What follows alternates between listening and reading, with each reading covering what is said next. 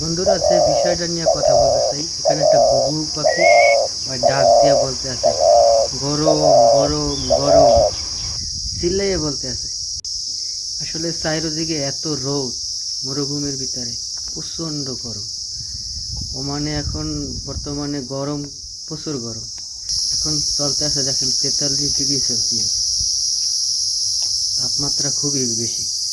তারপরে আবার অতিষ্ঠ আছি, এই যে একটা পোকা ডাকতে আছে, ঝিঝি পোকা বলি আমরা। মানে এর অতিষ্ঠে পুরা অস্থির অবস্থা।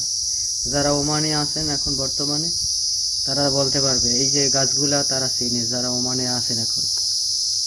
এই গাছে এই ঝিঝি পোকাগুলা থাকে, ও এত ডাকাডাকি করে, মানে অস্থির খুব অবস্থা। গরমে এগুলো থাকে, আবার শীতে থাকে না, শীতে মারা যায় এটি।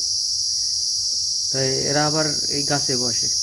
তাই ওমানে একটাই সুবিধা, আপনার প্রতিটা বাড়ির ভিতরে খাবার পানির ব্যবস্থা আছে, ঠান্ডা খাবার পানি। ওরা সালাজার বলে, সালাজারের ভিতরে পানি রাখে। তখন আমরা আমাদের মতন বাঙালি আইসা খাবার পানি নিয়ে যায়।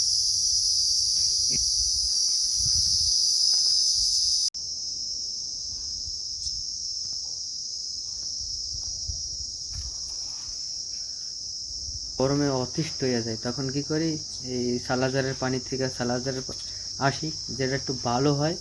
দেখি অনেক জায়গায় আছে ময়লা পানি হয়, গন্ধ আহে, কিন্তু অনেক জায়গায় আছে ভালো পানি। এই দেখেন এখানে এই যে এই পোকাগুলা আহে, এগুলারে বল্লা বলি, ছোট বল্লা। ওরা কিন্তু এই ঠান্ডা পানি খাইতে আহে। যারা এর একবার কামড় খাইছেন, তারা বলতে পারবেন যে কি অবস্থা, এগুলা কামড়াইলে কি অবস্থা হয়। এমনি এখন কামড় দিব না, পানি খেয়ে শরীরে যাইব, কিন্তু ওদের বাসায় যদি কেউ আঘাত করে, তাইলে ওরে কামড়াবে নিশ্চিত। তবে ঠান্ডা পানি খাইলে পরানটা জুড়াই যায়, এটা মানতে হইব। এইটা ভালো কাজ করে ওমানিরা। সব সব ওমানিরা দেয় না, কিন্তু অনেক ওমানির বাসার সামনে এগুলা আছে, কল লাগানো আছে। আইসা